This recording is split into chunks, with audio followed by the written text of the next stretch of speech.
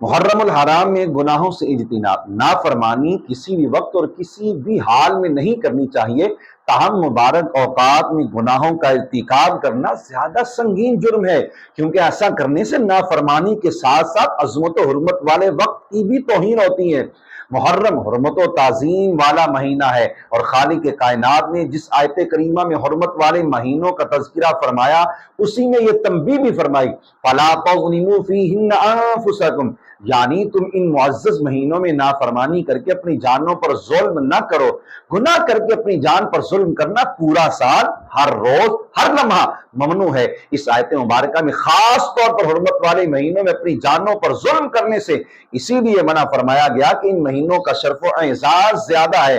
گناہ سے آلودہ عقیدت، ماہ محرم میں ہونے والے کچھ گناہ تو وہ ہیں جو لوگ اپنے معمول کے مطابق کرتے ہیں، جبکہ کچھ گناہ ایسے ہیں جو جہالت کی وجہ سے عقیدت کے نام پر کیے جاتے ہیں۔ کم علمی کی بنا پر بعض لوگ ایسے افعال کو محبت ظاہر کرنے کا ذریعہ سمجھ لیتے ہیں جن کا حقیقت میں عقیدت سے کوئی تعلق نہیں ہوتا، بلکہ وہ کام واضح طور پر اللہ تعالیٰ اس کے رسول کریم صلی اللہ علیہ وسلم کی نافرمانی کے زمرے میں آتے ہیں، جیسے نوحہ کرنا یا سننا، سوگ بنانا، چہرہ پیٹنا یا سینہ کوبی و ماتم کرنا،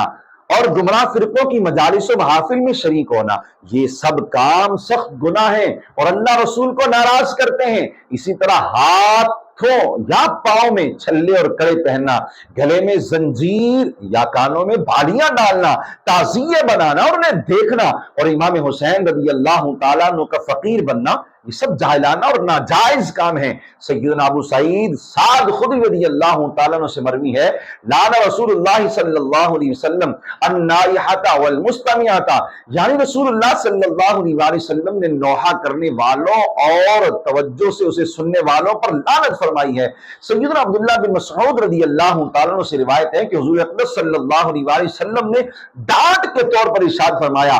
لیس منا من لطم الخدود وشق الجیوب ودعا بدعوى الجاہلیہ، جو چہرہ پیٹے، گریبان چاک کرے، پھاڑے یا جاہلیت کی باتیں کرے، یعنی وویلا اور شکوہ و شکایت کرے، وہ ہم میں سے نہیں ہے۔